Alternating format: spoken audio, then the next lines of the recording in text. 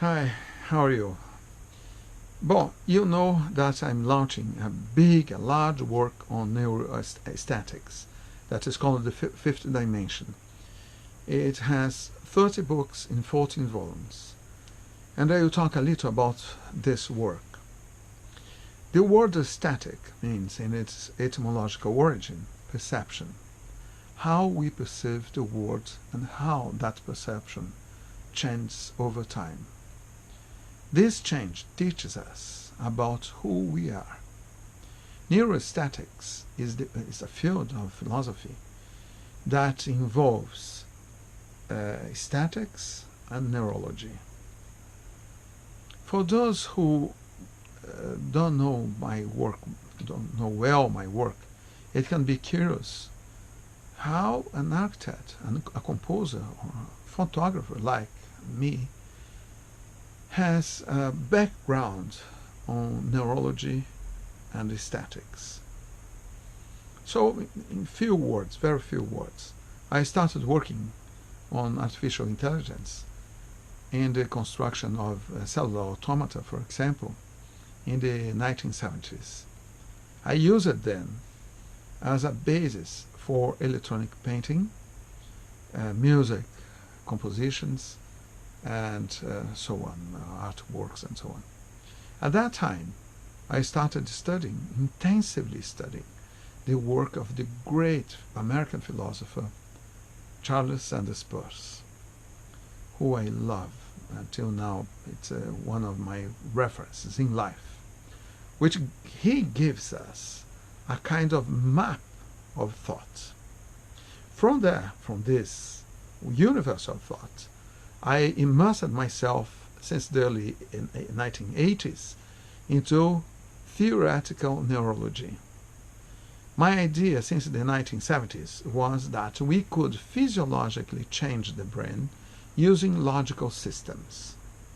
This was based on a principle that is known as neuroplasticity, which was practically unknown at that time.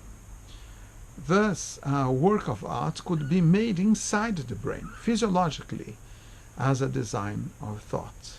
I have wrote lots about that over the years.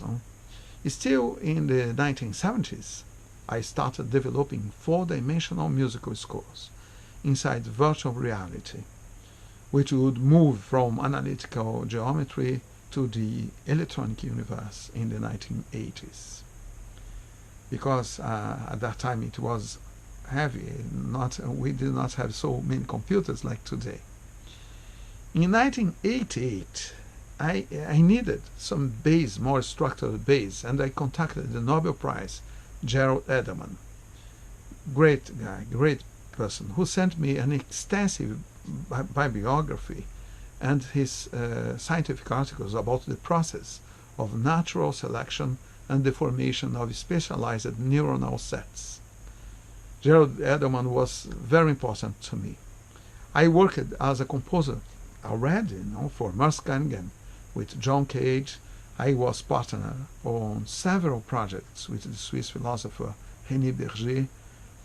And after 1990, and until today, I became partner of the legendary Lucrezia de Domizio, Baroness Durini.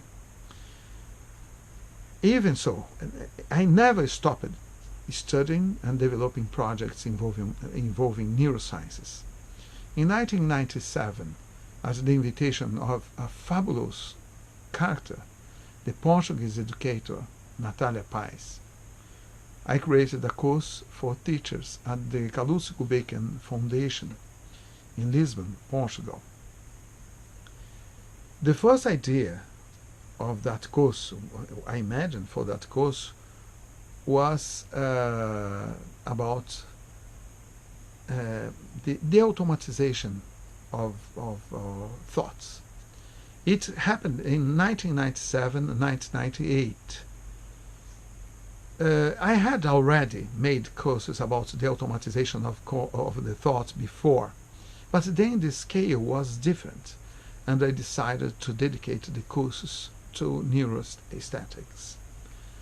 Fernando Gaurito and Antonia Grillo were my assistants on the last, my assistants on the course, and on the last day, almost at midnight, when we closed the last class, already at the Gulbenkian's garden, wonderful garden, Fernando Gaurito comes to me and insists that I should publish the text of those classes, of those courses.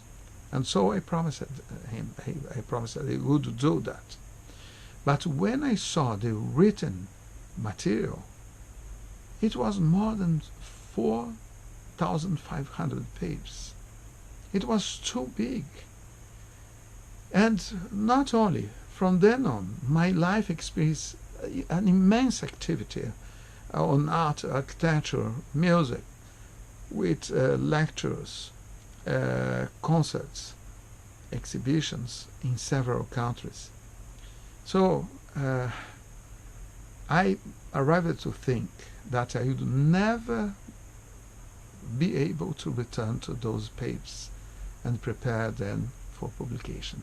I imagined that, because it was too big, and more than 20 years passed. In the year 2020, the world was paralyzed by the COVID-19 virus. People usually see this virus only under a medical approach. Nobody wants to get sick. No. Governments say that people can die and give numbers of people dying. There is panic, terror, and that is the framework that most people give to the so-called COVID-19 pandemics. But there is another approach to this virus.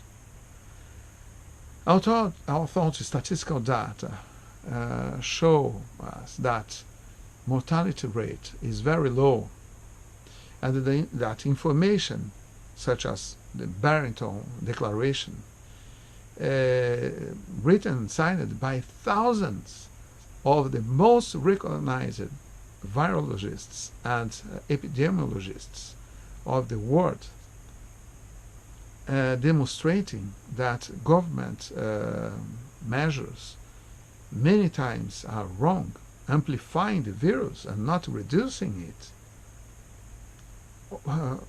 Who say something alike will be automatically classified as a criminal by the political power and by the media in general.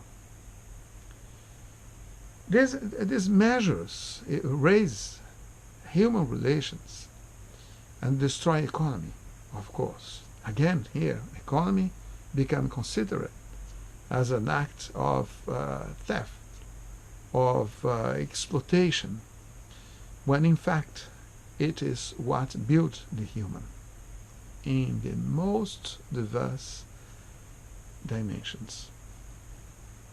The word economy, from the Greek oikos, nomos, oikos meaning, supposedly meaning no home, house, has a different meaning in the old Indo-European root over 20,000 years before, that we could translate as human relations. This is economics. The measures adopted strongly negatively affect the family, celebrations, friends, and many types of business, mainly the smaller ones. Everything became condemned to the industrial, massified, homogenized world, to teleworking, to the elimination of culture, of difference, of the human references. But only difference creates consciousness. At the beginning of 2020, as soon as I realized that this was happening, I rescued this old work, the Fifth Dimension, passed it to English, made a great research on images, and prepared it for publication. because it was a way of responding to these acts of cultural extermination, reminding us all about our roots, about who we are. So, here, I will make a very brief presentation of what this work is about, talking about it, chapter by chapter, very fast, I'm sorry. I will not speak more about it in the sense of the composition of books and volumes and so on, because I already wrote it in the text. It is already in the text, and it would be too long here, too extensive, and as is already written in the introduction, it's enough. The fifth dimension begins with an introduction written by a dear friend, the Brazilian philosopher and diplomat Dario de Castro Alves. He passed away years ago. After this introduction, we have Turning Point, which is an explanation of the project as a whole, how it came about, the people who were involved, and so on. It is when we have the text, The Toy, which deals with the child, of playing, what is to play as a child, the imagination, as when we give a child a key, for example, and it becomes a prince, a warrior, or a rocket. How do we deal with this question in our lives, over our lives? What words did we choose for such a formidable phenomenon? Picasso used to say that all children are artists. The question is to know how to remain children when we grow up. Here, the first book ends. The second book, of course, of the first volume, brings us two texts. The first is Diving in the Ocean, where we deal with the brilliant figure of Joachim de Fiore, who became almost unknown in our times. But this text deals also with language and perception. The second text is Art and Cosmos, and it deals with perception and territory. Thus, we move on the volume 2. In it we have two books. The first is dedicated to vision, and the second to hearing, to ears. We travel with vision and hearing, not only inside our bodies and brains, but also in your societies over the centuries, to understand the changes in our ways of seeing, in our music, in ourselves. It is when we began the volume 3, whose first book deals with cooking, eating, and drinking, how this universe happens in our organisms, and how it is designed in societies. The sixth book is still in the volume 3, is dedicated to perfume, from our memory to the social complex of fragrances and the composition of time. Volume 4 has its first book, the 7th, all the issues involved with touching, with the sublime of love, with the development of our immune systems, with taboos, our imperfections, and our most intimate aspirations. The following book is still in the volume 4, deals with perception, matter, and the idea of transformation. In fact, this book was not a result of the course at the Gulbenkian Foundation. it was developed as part of the work I did in Israel in 1998 at the Technion Institute of Technology in Haifa. It is an analysis of the mind of three great personalities, three great philosophers or thinkers in their senses of our world. Charles Sanders Peirce, I already mentioned him, Mauritius Escher, and Maimonides. Three brilliant minds that illuminate our lives until now, what we perceive and what we are. Here, the first big part of the project ends, which works more deeply with our bodies and our minds. So we move to another part, which will deal with all of these issues over time. Thus, the first book of the 5th volume is entitled The Frontier of Civilization, where we deal with the nature of history, its beginning and its end. In the following book, the 10th, still in the same volume, we have the writing and the paper. There we travel from the invention of writing of paper until to surpass Gutenberg, the movable press types, the book, and the brain transformations.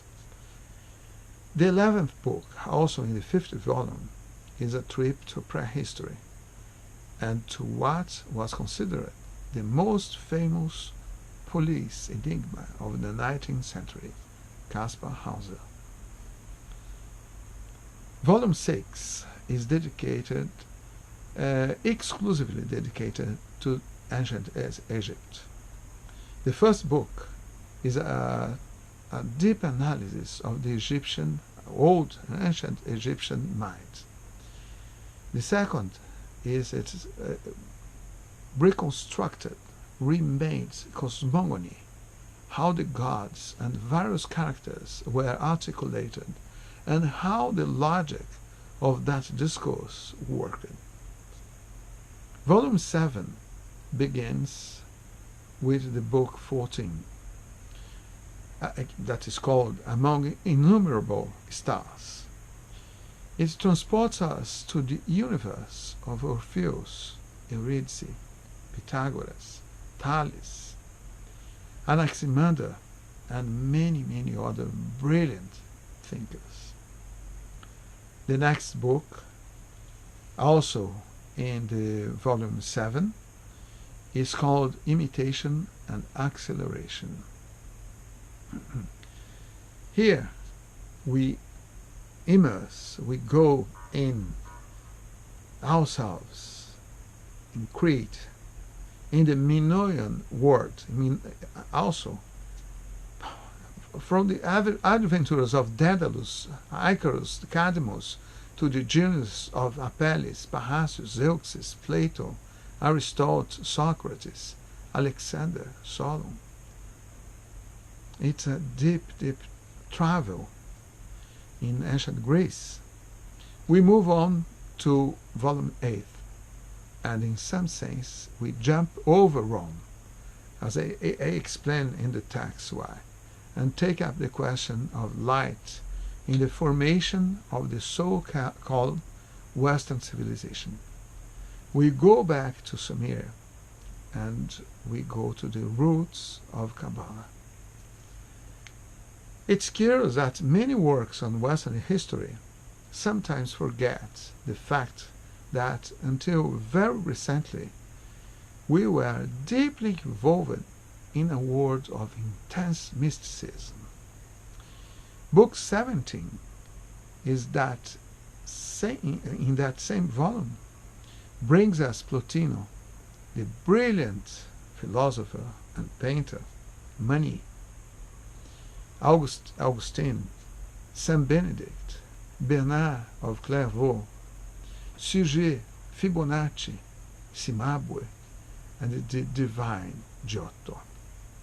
Thus begins the ninth volume with the book 18, that is called The Prince and the Artist. It's the Italian Renaissance. Vasari, Piero della Francesca, Hermes Trismegistus, Marsilio Ficino, Machiavelli, Lorenzo il Magnifico, Michelangelo, and the eternal Leonardo.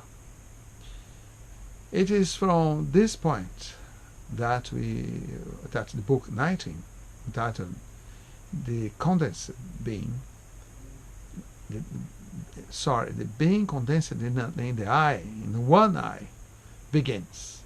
Here we travel with Leon Battista Alberti, with Vitruvius, with the fabulous master Eckhart, with Brunelleschi, and finally with Palladio. We move on the volume 10, with book 20, telling us about the music of the spheres. Guido d'Arezzo, the beginning of the musical scores as we know now. Villaert, or we knew until now. Villaert, Zarlino, Vincenzo Galileo, Kepler, Rameau, and Bach, but also Mozart, Beethoven, among many, many others. This book is called The Game of Glass Bells, recalling an unforgettable text by Hermann Hesse. Book 21, entitled Black Night, brings us the history and ideas of Giordano Bruno, the issues of artificial memory, and what would become known, or since Rome, the theater of memory. Then book 22, Bête Noire, deals with Caravaggio's life and work, visual thinking. Finally, the last book in the volume 10, The Price You Pay to Be Free, is dedicated to the enigmatic figure of Spinoza. So we set out for book 24.